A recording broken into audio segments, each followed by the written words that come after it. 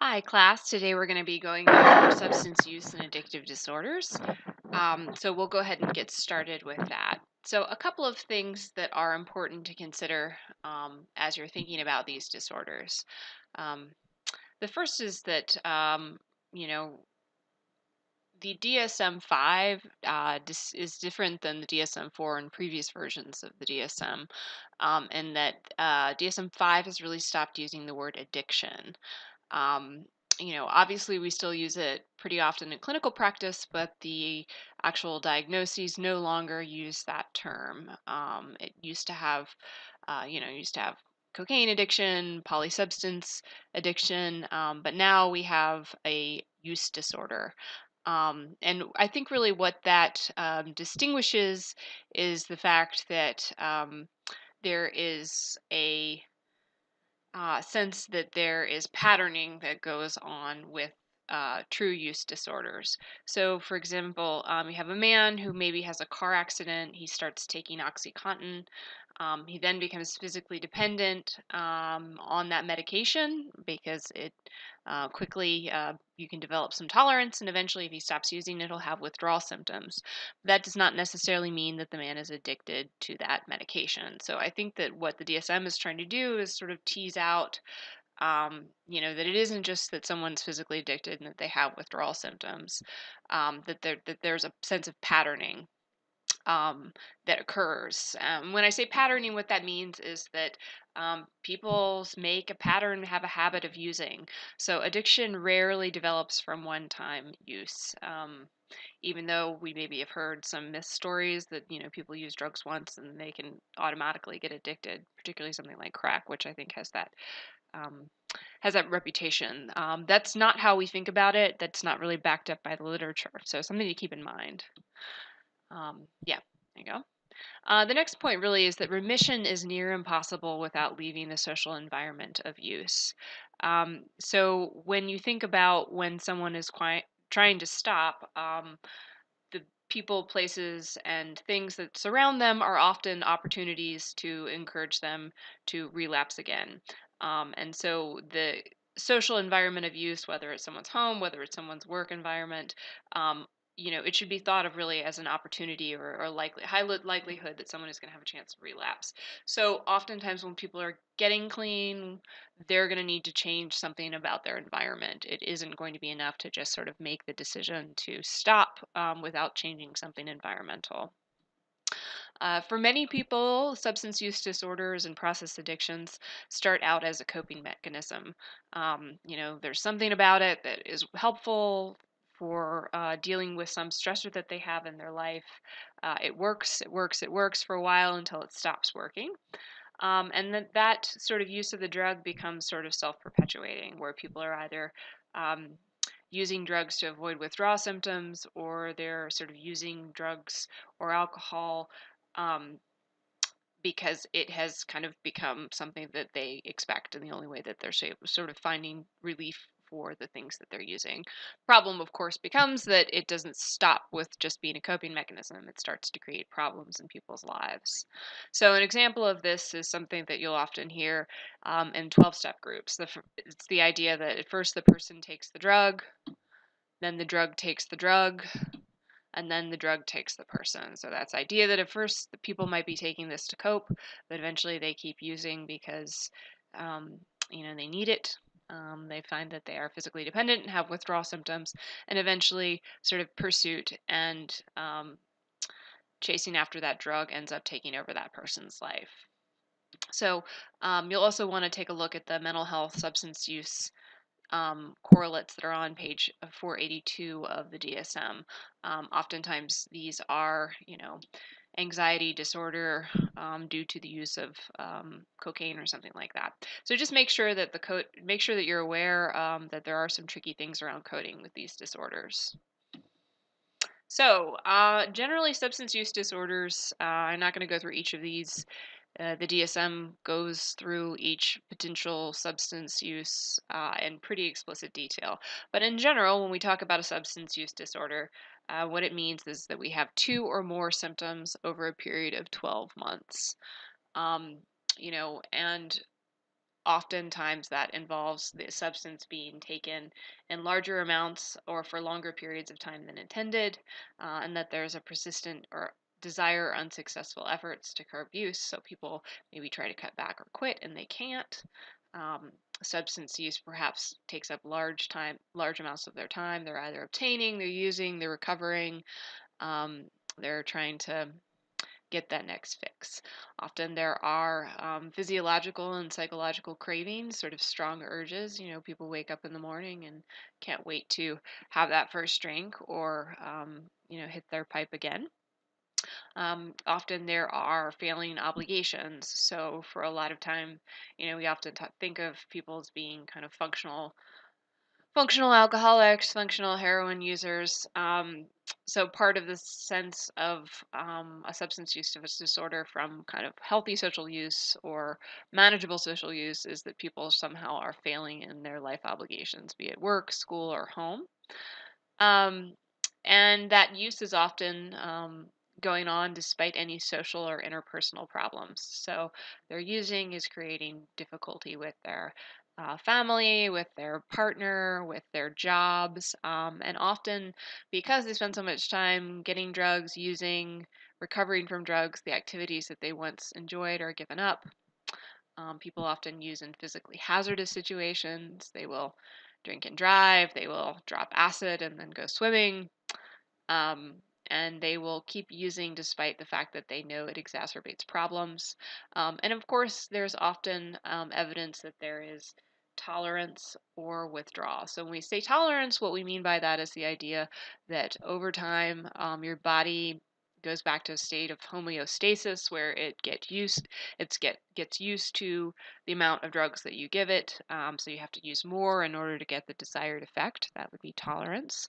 And then withdrawal. So withdrawal would be physiological and psychological symptoms that take place when the amount of a drug in your bloodstream starts to reduce. There's a lot in the DSM about withdrawal, particularly about the kind of, long, if it's a short acting drug, then withdrawal tends to be severe but short. If it's a long acting drug, it tends to be uh, like a longer withdrawal period, but maybe not so bad. So again, with substance use disorders, you want to think about these as being mild, moderate, or severe. So for something to be mild, they would have 2 to 3 symptoms over a period of 12 months. Moderate would be 4 to 5, and then severe would be 6 or more. The next disorder that the DSM discusses is substance intoxication.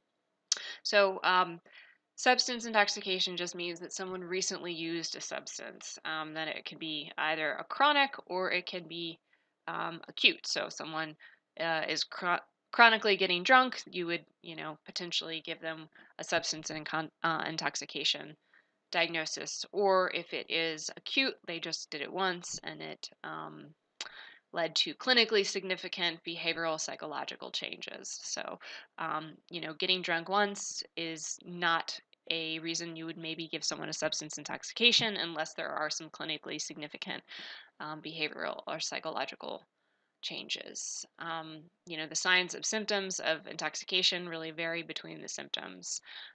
They can go from, things like disorganized speech to as significant as something like um, delusions or hallucinations, depending on the more harder on those harder drugs. That's certainly a possibility.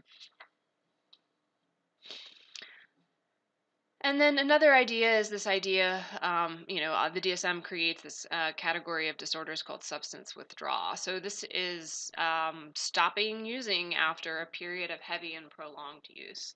And the withdrawal refers to symptoms that result from the cessation of use. And the stopping creates these symptoms, and these symptoms in turn cause distress or impairment for that person.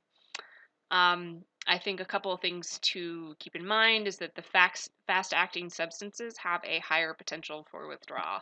So fast-acting meaning,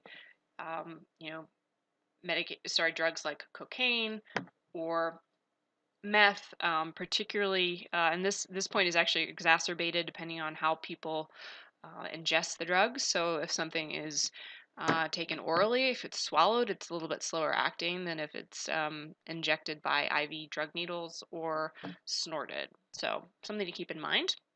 And then there is a specifier here. So, you would want to specify if people are having perceptual disturbances. And it's important, obviously, to rule out delirium first. Withdrawal from alcohol, for instance, can be deadly. So you want to make sure that someone is not in delirium before you give them a substance withdrawal. Um, Diagnosis. When I worked in the hospital, it would always be kind of funny because I shouldn't say funny, but on the behavioral health unit, they'd have little tiny cans of beer that they would give people, so that when they were on the unit and they were heavy alcohol drinkers, they wouldn't they wouldn't have seizures or they wouldn't have significant withdrawal symptoms. So if someone is a heavy drinker, you always want to make sure that they don't quit cold turkey because that is deadly. Another one we're starting to realize and know a little bit more about withdrawal from benzodiazepines. These are anxiety medications, things like Ativan, Valium. The medical community is becoming more and more aware of the withdrawal from those medications, and that they sometimes can lead to medical complications that are serious. A lot of times people think that heroin or opioid withdrawal is something that's potentially life threatening. It's generally not a life threatening thing, it's just very uncomfortable. So, um, you know, obviously, if someone is withdrawing from alcohol, withdrawing from benzos, you want to make sure that they do it under medical supervision. Other medications, other drugs that people might be taking, it is certainly not a bad idea to involve a doctor, but it is not something where the withdrawal symptoms will be life threatening. So, thinking about treatment planning. So, prevention. So, usually a good way of preventing it would be to sort of intervene during that intoxication stage. Helping people to, make good choices around their drug and alcohol use by informing them and educating them about substances and their impact on the mind and body, as well as sort of potential legal issues. A big thing on college campuses is just helping as a sort of risk reduction model. So, not really telling students on campus not to drink or not to smoke weed or not to do drugs, but to sort of do it in a way that they can reduce their risk of harm, which is a great prevention strategy, one that is not necessarily embraced all that universally in our healthcare system.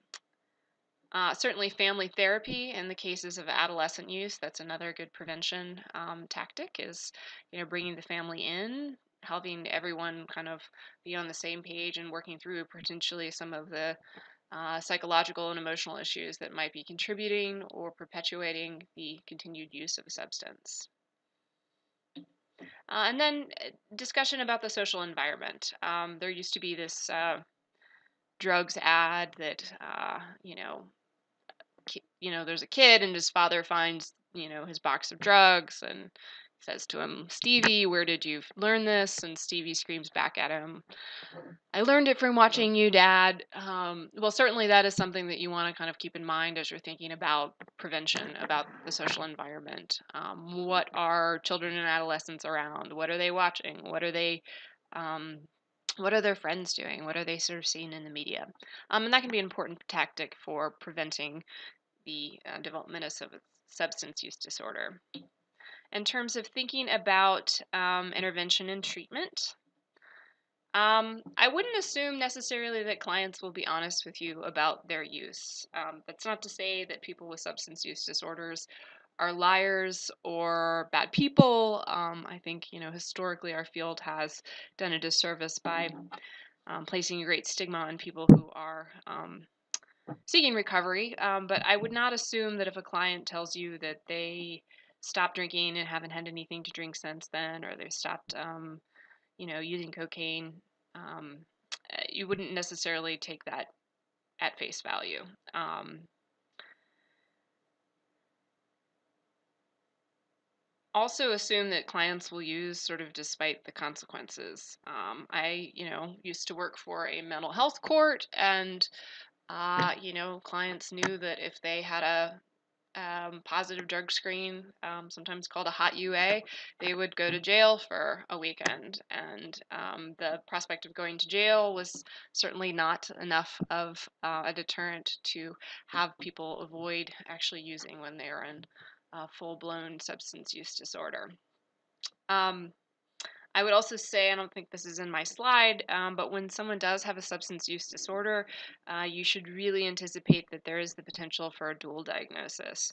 That whether or not, and it's a little bit of a chicken and the egg thing, did the substance use disorder crop up because of a mental health condition? Did the mental health condition kind of crop up as a result of the substance use disorder, particularly when you start to think about trauma related symptoms and disorders.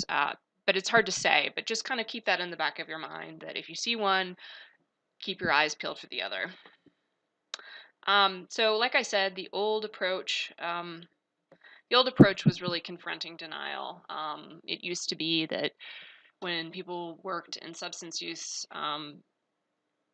treatment centers, they would think that, people are in denial and that they need to get their thoughts straight and that they're going to lie and they're going to cheat and they're going to do all of these deceptive things. And that as clinicians, the only way that we can kind of get them and help them to make changes is by really having an antagonistic and confrontational relationship with them.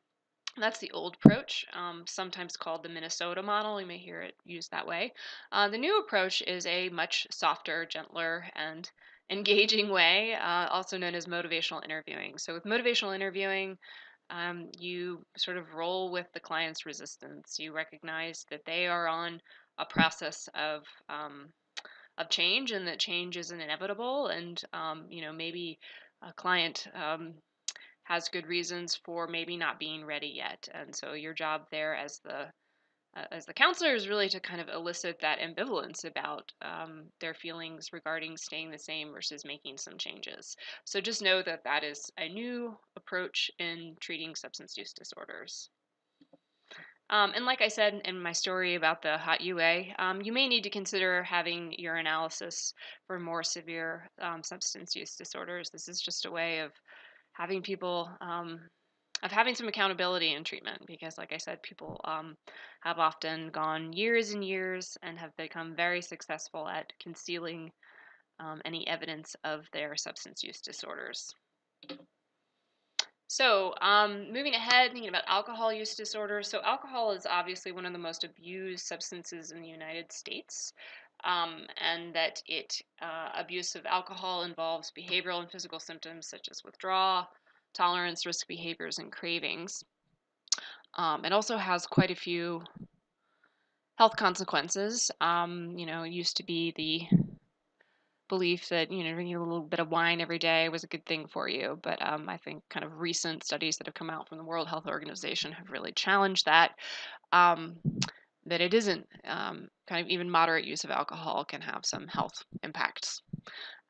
There's also a significant genetic risk of alcohol use disorder, particularly if you have a sort of immediate family member who has a alcohol use disorder. I believe it's something to 40 to 60% more likely to develop one. There's a genetic piece, obviously, and there's also an environmental piece, which is another way of thinking about heritability. Alcohol use disorders impact about 3.6% of the global population. Highest rates of it would be sort of in Eastern Europe and in Russia, where estimates are much more around, 10 to 15% of the population.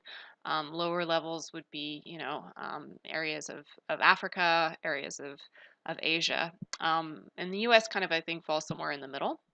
Alcohol use disorders is more common in males than in female. And obviously, alcohol use disorder can be fatal. You can poison yourself with alcohol, and you can die from withdrawal.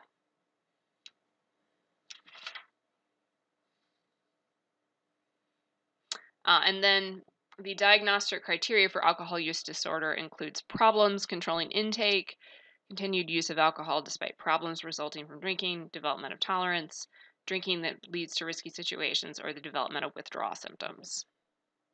Some other drug-related disorders. So, caffeine, this is obviously the most common of our psychoactive substances. It can lead to sensory disturbances, and heavy use is often associated with anxiety, depression, and dependence. And certainly to sleep disorders and sleep disturbances, which can oftentimes, exacerbate other mental disorders. So caffeine related is a big one, and not one that we often take seriously in the literature, because we just think there's nothing deadly about a cup of coffee. But it's worth kind of asking your clients about how much caffeine they're having, because if they're anxious, if they're jittery, often it might be that. I'd say Red Bull, but it might be it might be the four monsters that they had for lunch. So something to keep in mind. Cannabis-related disorders.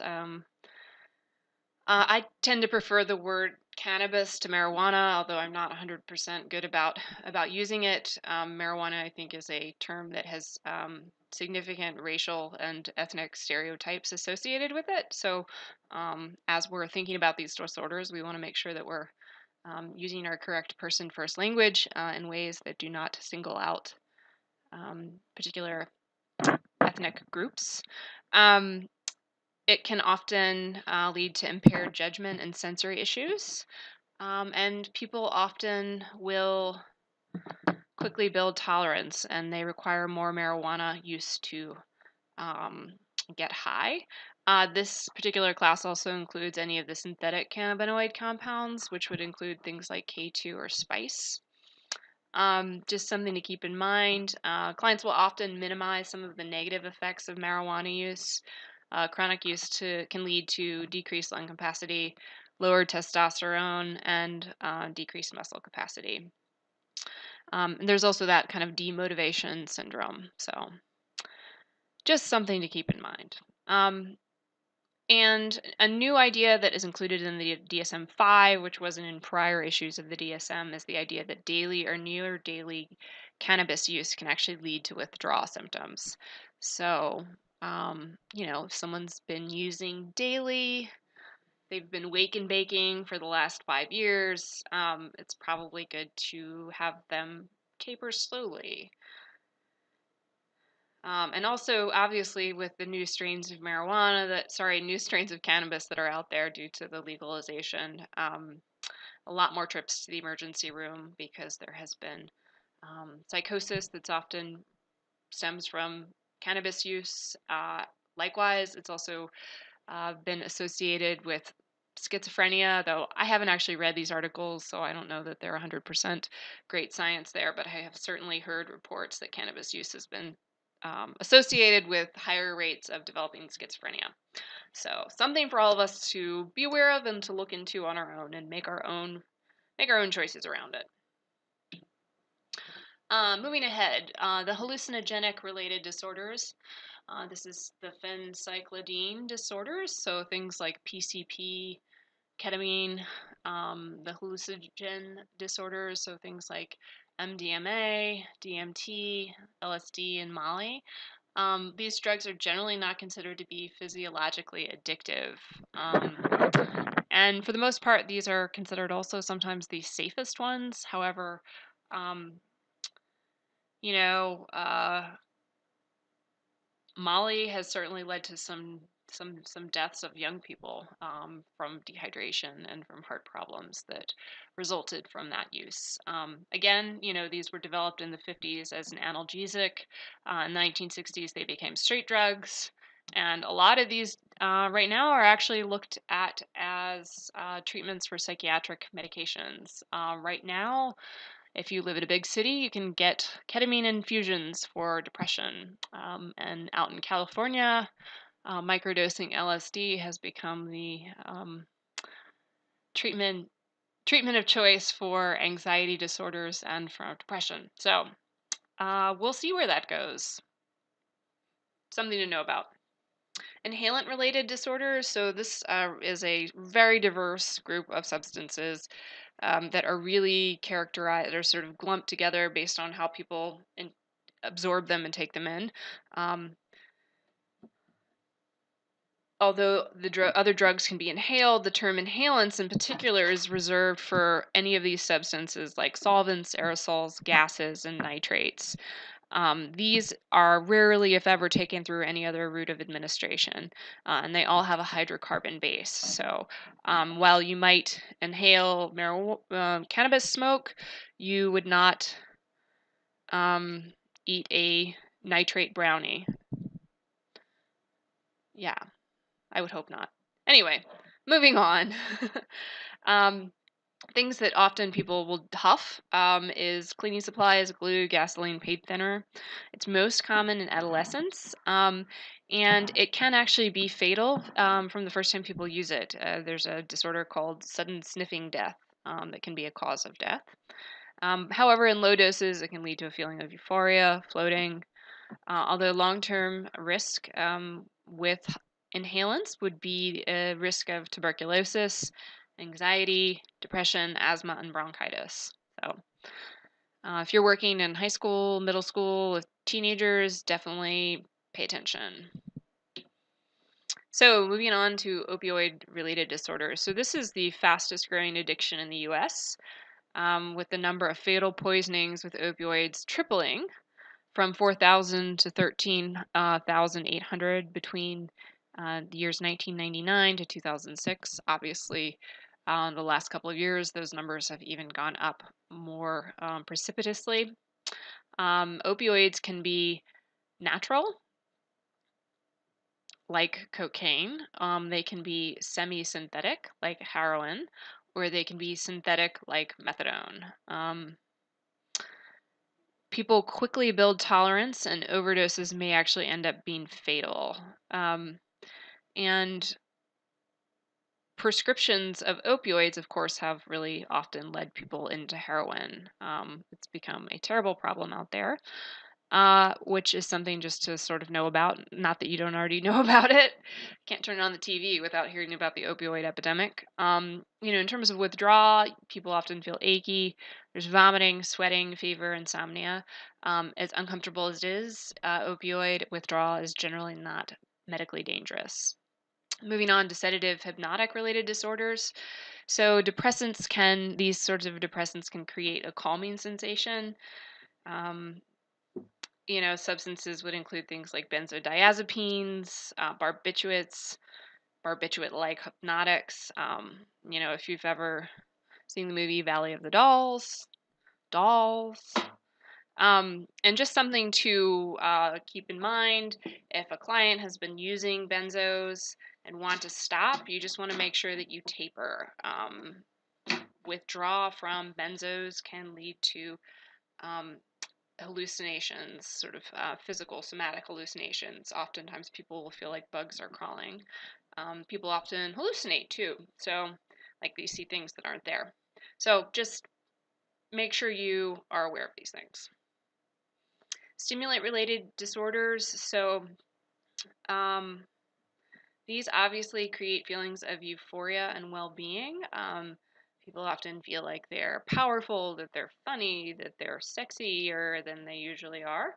And these included in this class would be things like cocaine, crack, amphetamine, ephedrine, and khat. This is the proper place for cocaine, not opioids. But we'll keep going. Folks build tolerance to meth very quickly. It lasts longer, so you end up sort of taking less than cocaine. And urinalysis for these medications can be there for up to 1 to 3 days. And if you're regularly using drugs, it can be up to 7. So very common, and yeah, can be kind of yucky when people start to lose teeth and get lesions on their skin. Tobacco-related disorders. Obviously, this would include cigarettes, smokeless, chewing tobacco. I would also include vaping. It causes an increased risk of cancers, cardiovascular problems, and respiratory illness. There's a strong relationship between tobacco use and other mental health disorders, particularly schizophrenia. People with schizophrenia have like 95% of them also have tobacco use disorders. The theory behind that being that the release of dopamine that comes along with smoking can help people remember things. And obviously, one debilitating part of schizophrenia is that it has an impact on memory. So then gambling disorder. So gambling disorder is included in this chapter.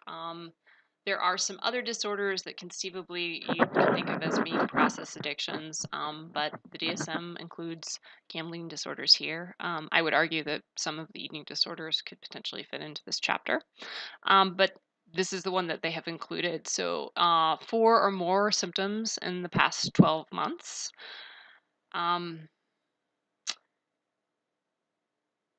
These would be the symptoms that you could pick out from. And again, you would specify mild, moderate, or severe. Like I said, it's the only non substance based addictive disorder, and gambling disorder tends to co occur at a very high rate with other disorders, particularly depression. Gambling disorder has a very high risk of suicide. So if you have somebody who's in treatment for gambling disorder, just know that in advance and probably make sure you do assessment around it. About half of the people who are in treatment for gambling addiction have suicidal ideation, and about 17% of those make an attempt. So, the degree of disorder is often influenced by demographic variables. So, men tend to be more common.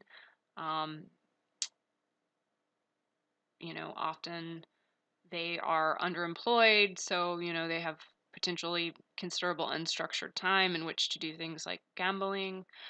Clients with this disorder may also exhibit some poor social skills, so that's often um, associated with a gambling disorder.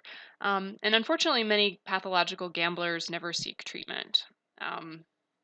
So if you have someone in your office for a gambling disorder, probably there's either something legal involved or a family member that has basically said, if you don't stop gambling, I'm out.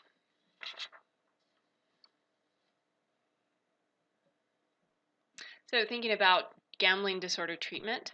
So common ones are obviously the motivational interviewing and 12-step approaches, which are very similar to what you would do for any substance use disorder. These are great, and they have Gamblers Anonymous, just like they have Narcotics Anonymous. Other ideas would be cognitive behavioral therapy has often shown some promise with gambling disorder treatment. Again, trying to sort of teach people better coping skills, trying to sort of restructure their thoughts around the ideas of winning, of loss, of thinking that they can, chase their losses and somehow make it all back. And then some behavioral interventions or other options. So this would be self-exclusion and money management strategies. So really giving people replacement activities for the times at which they maybe would be at a casino or online playing poker. And then doing some money management strategies like giving people a budget, using things like the Visa cards that don't draw directly from someone's bank account so that they have, a limited amount of money that they can get to. Another one is exposure with response prevention, ERP. This is often used with a lot of the anxiety related disorders too, which is basically exposing someone to potentially triggering places or stimuli, things like being in a casino with money. And then the individuals are directed to use their coping skills, particularly the relaxation skills, to refrain from engaging in the desired behavior. So eventually, over time, um, when they feel the urge to gamble, when they expose themselves to casino, but are able to kind of keep themselves calm and not engage, they start to do it more. And the hope is that eventually the addictive triggering response people often have when they go into a casino will be replaced by a more neutral feeling that arises. And again, psychopharmacology, there's new research on the use of medication and treatment for gambling disorder. Naltrexone and then nalmefene, which are both of the opioid receptor medications that people often use when they are trying to do maintenance therapy, also seems to be working with gambling disorder. And that's the end of our lecture.